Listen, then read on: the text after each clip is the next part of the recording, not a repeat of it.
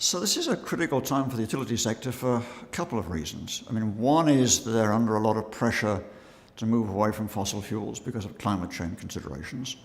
They're also actually under pressure to move away from fossil fuels because of considerations of domestic pollution.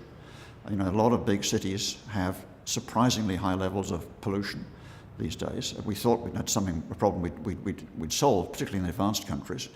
But you know, London and Paris both have levels of pollution which are way above the levels recommended by the World Health Organization. And that comes largely from burning fossil fuels. And then they're also under pressure from another source, which is that renewable energy has become spectacularly less expensive in the last decade. Actually, in 2016, for the first time, the two cheapest ways of producing electric power in the US were respectively wind and solar. Wind and solar are now less expensive in the US on average than gas, than coal, than nuclear, or anything else.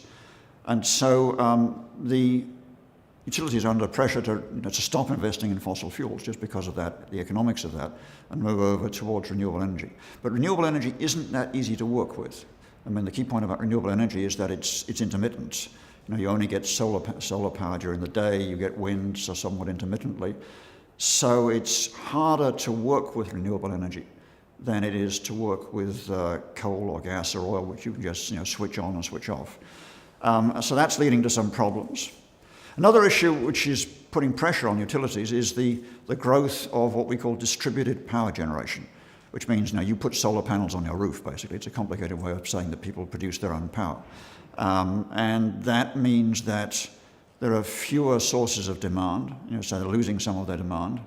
But people who are producing solar power themselves often want to be able to sell that power back into the grid when they're producing more than they actually need.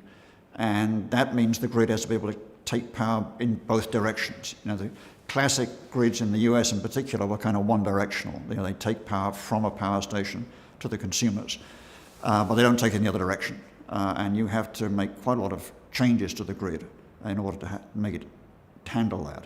The grid's going to have to become much more like the internet. It's going to have to become something which handles communications in two directions and is much more intelligent.